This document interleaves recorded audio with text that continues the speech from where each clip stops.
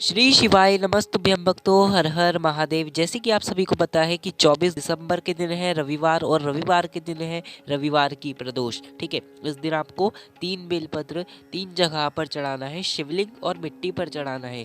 जो भी आपकी मनोकामना होगी वो मात्र 3 दिन में पूरी होने वाली है इस उपाय से। तो आइए हम सभी लोग इस उपाय को अब जानते हैं। ये उपाय मैं आपको पूज्य पंडित प्रदीप जी मिश्रा जी की शिवपुराण कथा से ही बताऊंगा। तो आइए हम सभी लोग इस उपाय को अब जानते हैं। ठीक है, तो आप सभी को पता है कि रविवार का प्रदोष जो होता है वो बहुत दिन बाद आता है, तो इस उपाय को आपको करना चाहिए। ठीक है, अगर आपका कोई ऐसा व्यापार है जो आप कर रहे हो और वो व्यापार नहीं हो पा रहा है, घाटा ही घाटा उस व्यापार में हो रहा है, व्यापार में उन्नति प्राप्त ही नहीं हो रही है, तो आपको इस उपाय को करना चाहिए। ठीक है, या फिर आपने कोई व्यापार में पैसा लगाया, कोई ने पैसा लेकर भाग गया, पैसा नहीं दे रहा, या फिर व्यापार आपका ठप्प पड़ गया, व्यापार नहीं चल रहा है, तो इस उपाय को आपको करना चाहिए। ठीक है, इस उपाय को कैसे करोगे? आपको जरूरत पड़ेगी मात्र 3 बेलपत्र की। इस उपाय में आपको जरूरत पड़ेगी। ठीक है, सबसे पहले बता दूं, इस उपाय में आपको इस वीडियो में आपको मैं 3 उपाय बताने वाला हूँ। ठीक है, 3 उपाय आपको अच्छे से सुनकर जाना है, क्योंकि रविवार की प्रदोष के दिन आपको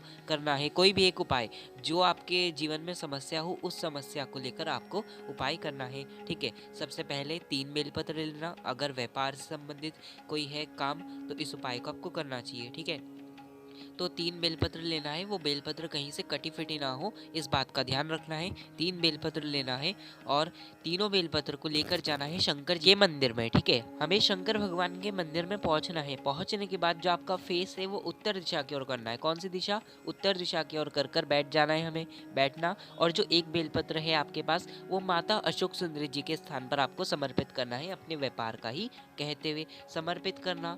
और वो जो बेलपत्र की डंडी होगी वो शिवलिंग की तरफ होगी, और जो पत्ती का मुख होगा जहाँ से जल बहता है, यानी कि उत्तर दिशा की ओर पत्ती का मुख, और आपकी तरफ वो डंडी का मुख हो जाएगा। ऐसे करोगे तो आप, है ना, तो शिव जी की तरफ करना है वो डंडी का मुख आपको। ठीक है, जो शिव जी की शिवलिंग है बीच में, उस तरफ वो आपको वो डंडी का मुख करना है।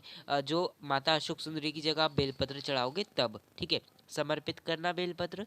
समर्पित करने के बाद जो दूसरी बेलपत्र है वो जया, विषहरा, शामरीवारी, दौतली देव का जो स्थान होता है, जो शिव जी के ऊपर जलाधारी लटकी रहती है, वहां पर अगर जलाधारी शिव जी के शिवलिंग पर नहीं रहती है, कोई कोई मंदिर में क्या होता है कि नहीं रहती है, तो अगर मंदिर में ना हो तो आपको क्या करना है, जो शिव जी की शिवलिंग है उसी पर जया, विषहरा, शांबरीवारी, दौतली देव, इन शंकर भगवान की 5 बेटियों का नाम लेकर शिव जी की शिवलिंग पर ही उस बेलपत्र को समर्पित कर देना है। पर शिवलिंग पर जब बेलपत्र आप समर्पित करोगे ना, तो जो बेलपत्र की डंडी होगी वो आपसे विपरीत होगी, यानी कि आप जिस तरफ बैठे हो, यानी कि आप उत्तर की ओर आपने मुख किया है, तो डंडी का मुख भी उत्तर की ओर ही रहेगा, आपकी तरफ उस डंडी का मुख नहीं रहेगा।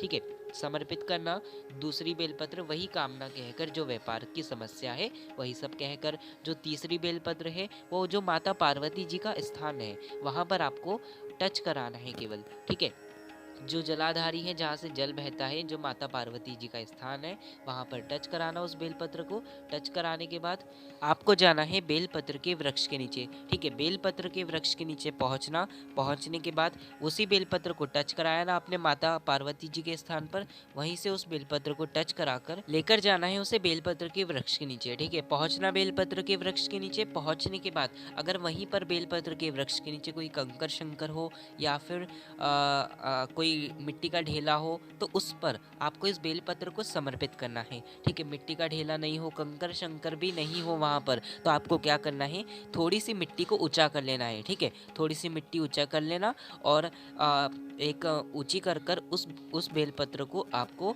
उस मिट्टी पर ही समर्पित कर देना है। जो आपने ऊंची करी ना मिट्टी हाथ से, उस पर आपको बेलपत्र को समर्पित कर देना है, अपनी वही मनोकामना कहकर। और जो बेलपत्र की डंडी है वो पेड़ की तरफ होगी, जिस तरफ बैठे हो आप वो उस तरफ नहीं होगी, आपकी तरफ नहीं होगी, वो जो पेड़ है, जिस तरफ पेड़ है उस तरफ उसकी डंडी होगी। ठीक है, ऐसी अपनी मनोकामना कहकर 3 बेलपत्र आपको समर्पित करना है। जो भी व्यापार का कष्ट चल रहा होता है वो सब समाप्त होता है इस उपाय से। व्यापार भी अच्छा चलता है, जो व्यापार बहुत दिनों से नहीं चल रहा होगा वो भी इस उपाय से चलेगा। तो ये था गुरु जी का पहला उपाय। जो कि था व्यापार के लिए। अब जानते हैं हम सभी लोग रवि प्रदोष का दूसरा उपाय, जो कि होने वाला है आपकी मनोकामना, या फिर कोई काम अटक रहा है जो नहीं हो पा रहा, या बहुत ऐसी कोई मनोकामना है जो बहुत दिनों से बाबा पूर्ण नहीं कर रहे हैं, तो इस उपाय को आपको करना चाहिए। या फिर कोई रिजल्ट आ रहा है, आपका कोई एग्ज़ाम दिया है आपने, या कोई एग्ज़ाम के लिए आप जाओगे तो उससे पहले भी कर सकते हो। मतलब जो भी आपकी समस्या है उसको लेकर आप इस उपाय को कर सकते हो। ठीक है, इस उपाय को करने के लिए क्या ज़रूरत पड़ेगी? मात्र एक बेलपत्र की। ठीक है, एक बेलपत्र लेना जो कहीं से कटी फिटी ना हो, एक शमी पत्र लेना जो शमी पत्र आपको एक ले लेना है। ठीक है, एक बेलपत्र, एक शमी पत्र, साथ ही साथ हरे मूंग के कुछ दाने। ठीक है, हरे मूंग के कुछ दाने ले लेना, और आपको लेना है थोड़ा सा गुड़ का टुकड़ा। ठीक है, ऐसी 4 चीज़ें ले लेना, और एक जल का पात्र यानी कि 1 लोटा जल लेना है।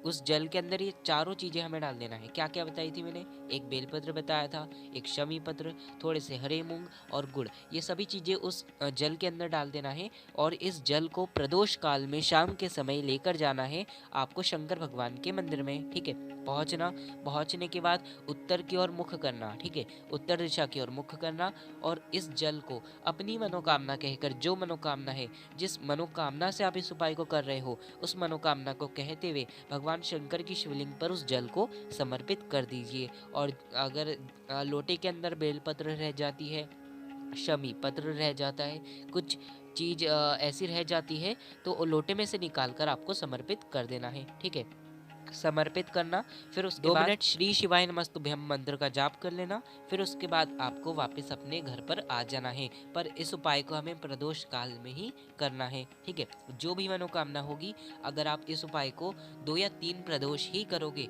तो ही आपकी मनोकामना पूर्ण हो जाती है।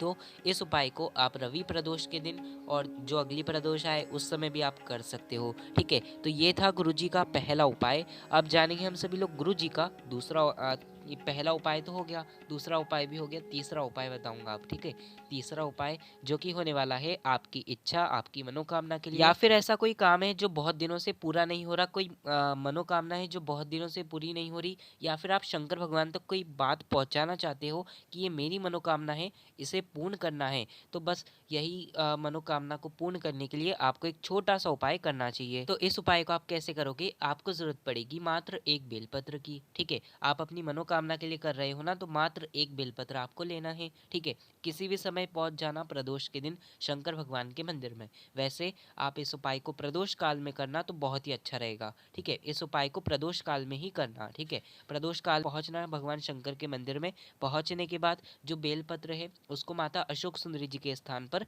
आपको अपनी मनोकामना कहकर समर्पित कर देना है। ठीक है, जो मनोकामना है वो मनोकामना कहकर समर्पित करिए। उसी बेलपत्र पर अपना सीधा वाला हाथ रखकर जो मनोकामना है वो सब कहिए, श्री शिवाय नमस्तुभ्यम मंत्र का जाप किए।